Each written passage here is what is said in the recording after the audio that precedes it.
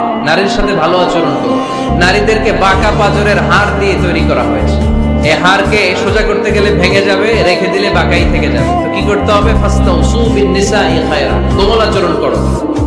আবার আল্লাহর হাবিব সাল্লাল্লাহু আলাইহি ওয়াসাল্লাম বললেন রিফকাম বিল কাওয়ারিদ, নারীদেরকে কাচের তৈজসপত্র বাসনের সাথে, গ্লাসের সাথে আল্লাহর হাবিব সাল্লাল্লাহু আলাইহি ওয়াসাল্লাম তুলনা করলেন। কাচের তৈজসপত্র, কাচের গ্লাস, কাচের প্লেট যেমনি আস্তে তুলতে হয়, আস্তে রাখতে হয়, নারীদের সাথে এরকম কোমল আচরণ করার আদেশ দিয়েছে কে? কাচের গ্লাস, তৈজসপত্র, জগ কিভাবে রাখেন আপনারা? খুব জোরে এরকম ধপাস করে নেন, উঠানোর সময় ধপাস করে উঠান।